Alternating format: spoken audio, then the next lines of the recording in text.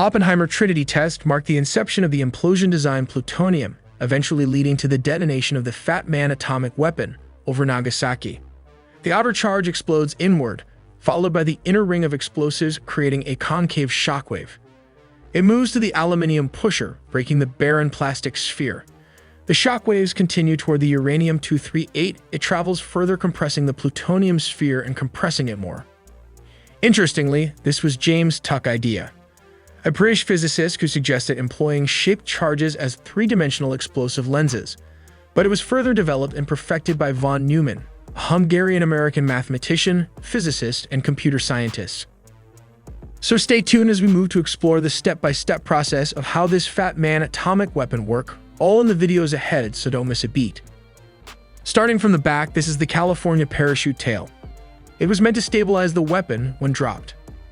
Next, we have the barren-2 collector, which helps measure the altitude of the bomb. This section contains the barren switches, radar, and timers.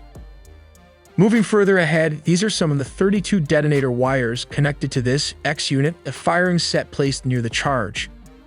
These are the 24-volt batteries required to detonate the charge surrounding the nuclear components. Moving to the exterior of the weapon are these three arming plugs removed before dropping from the B-29 plane. These are the 4 Archie radar antenna that activates when the bomb reaches a suitable height. Finally, at the front, we find the 4A-N destruct fuse. This device was made to self-destruct the weapon, so as not to fall into the hands of the enemy when each of the firing mechanism fails to activate.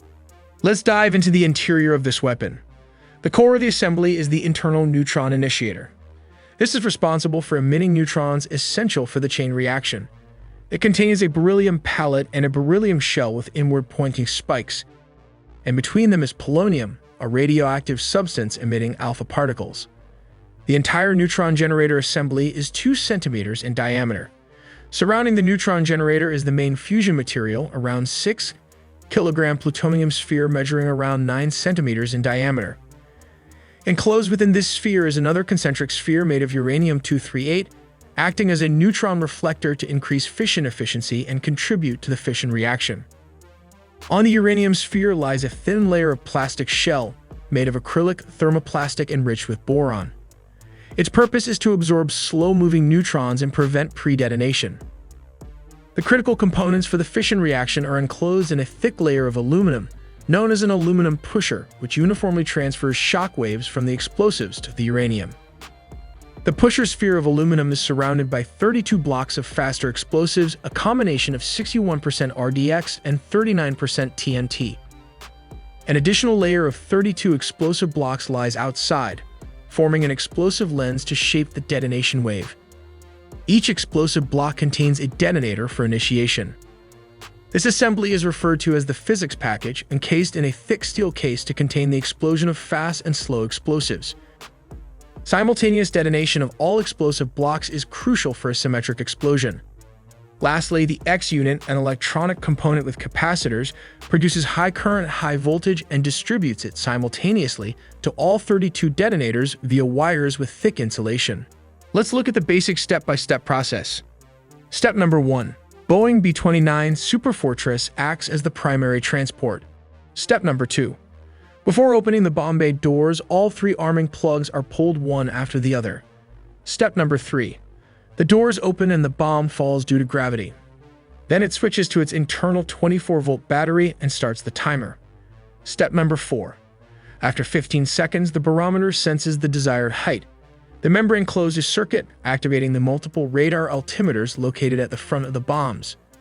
The barometric stage was added because of a worry that external radar signals might detonate the weapon too early. Step number 5.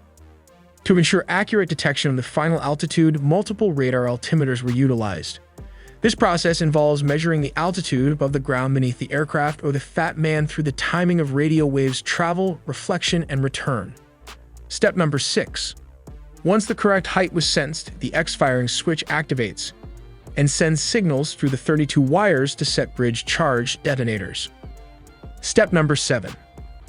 The outer faster charge explodes inwards, followed by the inner ring of explosives, creating a concave shockwave. Step number 8. It then travels to the aluminum pusher, breaking the barren plastic sphere. Step number 9. The shockwaves further travel towards the uranium-238. Step number 10. This makes the plutonium sphere denser, compressing it further in the process. Step number 11. This is the final part of the process, where the extreme forces crushed the beryllium shell and the polonium, releasing neutrons required for fission reaction. Let's dive a little bit deeper. The neutron strikes the nucleus and is absorbed. The absorbed neutron causes the nucleus to undergo deformation. The nucleus fission releases an average of 2 or 3 neutrons, thus creating a chain reaction, or in some words, an explosion. We make original 4K 3D animation from scratch, with 2 animators working on it full-time. So please support us by subscribing and dropping in a comment for more exclusive engineering animations made just for you guys.